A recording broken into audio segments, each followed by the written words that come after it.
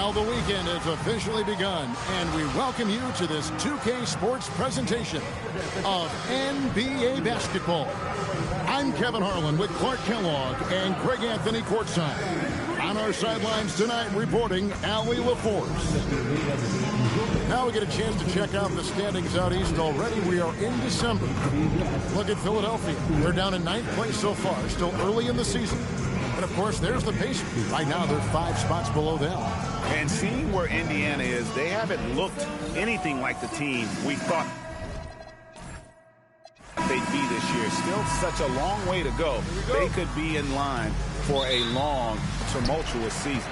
Yeah, that's the sense you get, isn't it? I mean, the important thing is that they don't panic here. Stick to the basics and work out of the slump without trying to do too much at one time. Let's check out Indiana's starting lineup. In the front court, the forwards, Mathurin and Siakam. Matthews out there with Nembhard. And it's Huff in at the 5 spot. And for Philadelphia, in the backcourt, we'll see Maxey and Edgecombe. Then it's Paul George. Then there's Embiid. And it's Barlow in at the 4 spot. And joining us now by phone is insider Shams Charania with some news. Shams, give it to us. Well, on the heels of star Tyrese Halliburton's unfortunate Achilles tear, the Pacers losing starting center Miles Turner in free agency, this is a team that had boasted tremendous depth. And that depth will be tested in what amounts to something of a gap year in Indy. They'll be challenged for certain. And Shams, we appreciate the report. And despite all the accolades, GA, is it possible that Pascal Siakam is underrated? Absolutely. Spicy P is one of the best two-way players in the league. Exceptionally versatile, and his impact goes beyond his impressive stat line. About a minute played so far here in the first. Siakam passes to Nembhard. 3-pointers off the mark. 76ers have gotten their first 3 shots to go in for him to start off this game. It's good. Nice touch there from Maxey. Lights out here, right out of the gate. Perfect 4-4 from the floor. Nembhard finds Mathurin. Let's go. And once again off the mark by Indiana. With no D around, you expect him to knock down that midi. And slam dunk by Maxey. Check out Maxey with the throwdown. Boy, you can get off the ground quick. Pacers have gone 1 of 3 for the field to start this one so far. And a wide open look for Mathurin. Indiana again missing. Here's Philadelphia. They're on a 9-1 run right now. A nice shot by George. And how about the start they've gotten off to? They haven't missed once. Indiana's gone 1 of 3 from beyond the arc so far in the game. Strong move to the 10, trying to get his guys going. Hard not to get motivated, GA, right when your teammate makes that kind of play. You know, when you're looking to close the gap, you need guys who will take it upon themselves to step up, take the initiative, and make something happen. The Pacers have gone 2 of 5 here, making 40% so far to start out the game. And here's Matthews on the arc. Maxey grabs the miss. And not allowing the shooter even an inch of breathing room on that one. And, guys, that's exactly the kind of high-impact defense they want to see out of him. Now, Nembhard. Paul George missing from long range. Here's Siakam. And there's the whistle on the shot. Took the foul. Shot misses. He'll be shooting 2. Well, the physical tools are obvious in Siakam. Agility, speed for his size, length, and he actually couples that with a well-rounded skill set. He really is one of those guys that can do a little bit of everything for him. Edwards, he's checked in for Philadelphia. Quentin Grimes comes in for Edgecombe. And they have owned the paint so far, and the score reflects it. And, you know, establishing that physical dominance early gives you a big mental edge, too. Don't discount that. And now, Allie LaForce has something for us from the sideline. Hey, Kevin, Joel Embiid is trying to stay on the court, and to that end, he's lost weight and he's embraced wearing a knee brace. He said, it's the right thing to do, giving me the support for the rest of my career. It may not look as good as it used to, with the jab or the pull-up and all that stuff, but it'll still work. Guys, back over to you. You got it, trying to stay healthy. Thanks a lot, Allie. Clark, you've been in this game a long time, and you know some teams don't hit their stride until deep into the season. That's exactly right. I mean, and it really just depends. I don't know how many times we've said a team looks awful in the first month of the season, then they come back and make a push into the playoffs. So it's a journey. It's an evolving journey as to how teams develop. Got that one up quick. Maxey's got 13 points. Yeah, they have gone full throttle from the opening tip, showing no signs of letting up. And, you know, when you've got a chance to put a team away early, you got to take it. You wonder where was the defense that time, but they got lucky. Philadelphia moving the ball around. Pass to Grimes. From deep, George in the hoop for his third make from the field. He's 3 for 4 thus far in the contest. They're getting a lot of their points outside the paint. 3 of their last 5 baskets are from three-point range. That's a chance he typically converts. Matthews with the steal. Three-pointer. Rebound by the 76ers. And George kicks to Maxey. The shot's good on the assist by George. He's got 16. Man, the triples keep falling, guys. That's 3 in a row. I think they're playing too soft on the perimeter. They can't stay so soft. They've got to get up into the shooters here. It's important that Siakam plays with confidence from there. I mean, when he does, the results are often like that. Some changes for Philadelphia. Drummond's checked in for Joel Embiid. Walker comes in for George. And Jared McCain subbed in for Maxey. Walker's checked in for the Pacers.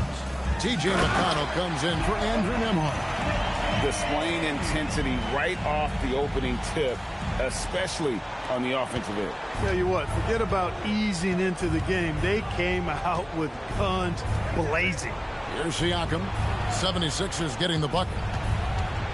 Takes a 3. Walker's shot is off.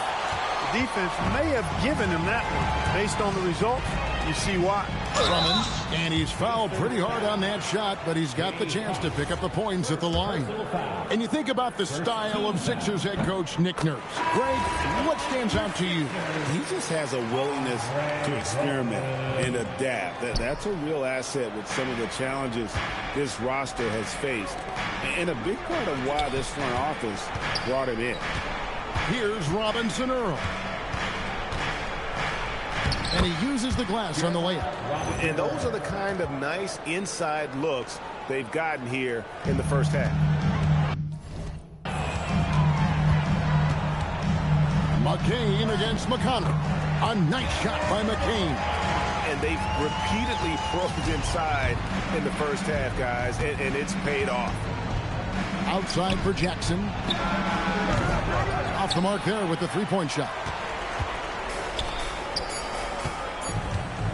Here's Grimes. What a play. Simply trains it in at the...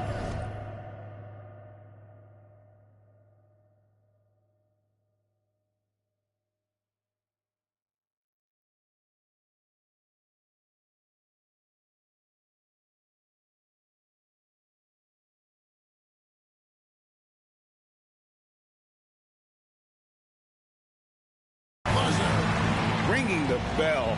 That's the way to close a quarter. Talk about lifting up a team. And Tyrese Maxey. He's been the guy making things happen for the 76ers.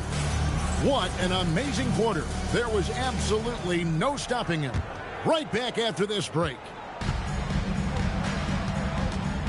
And so far through one quarter, it's been a lopsided game. We'll see if that changes here in a second. And guys, what do you think about the offensive approach we've seen so far for the 76ers? Well, they haven't wasted any time getting into a groove from deep, putting up and hitting a healthy amount of three-pointers thus far. But how about their scoring in transition as well? That's been a big factor to this point. Are those high tops or track shoes these guys are wearing? My goodness. On the court for the Pacers as our second quarter gets underway. We've got T.J. McConnell, Jarris Walker out there with Isaiah Jackson. And it's Robinson Earl in at the 4. 5 to shoot. And a wide open look for Walker. And the Pacers tack on 2 more. Operating in that mid-range area that time. No real shot contest. A nice shot by McCain. McCain's got 6. And with the lead, I like the strategy here. Continue to get the ball to guys who can do something with it. If it's working, keep working it. That's what I say. Keep the pressure on. Pass to Robinson Earl. And here's McConnell. Still without a basket. Lets the three fly. Walker with the rebound. Looking at the last game for the Indiana Pacers, it was a win against the Kings. Yeah, and that one, they just locked it down defensively. Challenged shots and really protected the rim. Boy, I tell you what, I think you got to really appreciate the grit. Getting dirty, staying engaged. That's really what defense is all about. Some changes for Philadelphia. George comes in for Jabari Walker. And Maxey subbed in for Quentin Grimes. Well, Greg, we know at his peak, Joel Embiid, one of the elite two-way centers to ever play in the NBA. The former league MVP, but when you weigh close to 300 pounds, it moves like he did. Not entirely surprising that his lower extremities took a toll. They're doing a really good job of getting the ball inside and attacking the paint. That's an area they have completely dominated. Well, once they recognized the advantage they had inside, it made a lot of sense just to continue to attack that area. Here's Siakam. In the hoop for his third make from the field. He's 3 for 4 thus far in the contest. I think this is where Siakam wants to operate most times, using his size and touch to score inside. Bangs home the trifecta. And this is the game plan for him. He's a big part of their floor spacing. And you know what? It's all about the long distance game for him tonight. He's getting it done from out there. Well, you know, Clark, anticipation is key in this NBA game. So often it seems the great ones can see a play ahead. I don't think there's any question about it, Kevin. It's one of the things I look for in players. How do they see the floor? Do they make passes based on anticipation versus reaction? It's almost like somebody playing checkers and another guy playing chess. The very best players seem to be chess players. The Pacers have gone 50% from the floor in the second quarter, 3 of 6. The shot by Nembhard and nobody around. Tried to come right back with the 3 of his own, but it's no good. The 3 from George. By 76ers, another 3. I think one of Paul George's best shots is his pull-up jump shot. He's been destroying defenses for years with that mid-range pull-up. Siakam, that's good.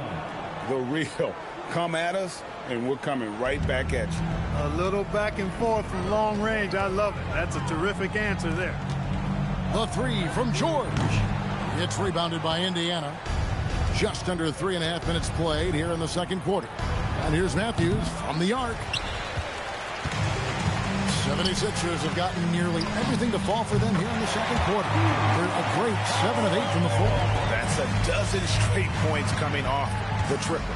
You know, they're having free reign from beyond the arc. The defense is just not there. How about that hard-nosed D in the paint right there? Nice job. Impressive work protecting the basket. He held his ground nicely on that one. Out of their last 5 makes, how about all 5 from long range? Well, the defense just hasn't pressed up to deny any of those looks, guys. I mean, they're hanging back and getting picked apart. And Matthews kicks to Walker. 3-pointer. And the Pacers can't get it to go. He's letting it fly, but the results just have not been there. And one of the many challenges for a small market team like the Pacers, Greg, going up against that luxury tax. And they've avoided carrying a payroll that would incur the tax, but right when they said they were planning to do just that, the Bucks stunned everyone with the maneuver to secure Pacers center Miles Turner and perhaps let him off the hook. We're now joined by our sideline reporter, Allie LaForce. Allie, it's all yours. Thanks. The Pacers are all about winning. And Coach Rick Carlisle said, our young players are having to earn their way. They're not being given anything. It's the only way to do things, in my opinion. If you want to build championship habits, you got to do it on a merit-based, accountability type of basis. Guys, back to you. Okay, Allie, we thank you for the report. 3 from Matthews. The three-pointer is right on target. Matthews has got his first 3 points of the game. The passing game of Nembhard just continues to improve. I mean, he loves getting those opportunities to set up his teammates. That's clearly a recent trend. Big guys who can shoot it from distance. Oh, and that that one, no question, powered it down. Oh, and look at how well he led him in there. Really, he passed him open for that deuce. Now, Maxey. He's coming off a 28-point game against the Lakers. And they're getting their points now almost exclusively from the triple. 4 of their last 5 makes are from beyond the arc. It's hard for me to watch this. I mean, the defense practically giving them those shots. It's a 4-second differential between the shot clock and game clock. Walker's shot is off. They've shown some strength in the paint today. Their work on the boards has been impressive. Guys, that's putting it mildly. I mean, they've been absolutely dominant. From deep, Maxey beats the buzzer. Wow! Yeah, that's just an amazing way to get that ball off in time. I agree. I mean, and to have the composure to lock in and get off a shot he feels confident about, that's good work. And through one half, it hasn't even been close.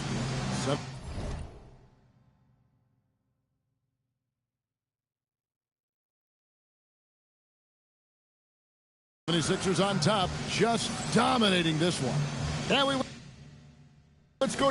Thanks, Allie. Much appreciated. Halftime now, and we'll be back to get the third quarter underway in just a moment.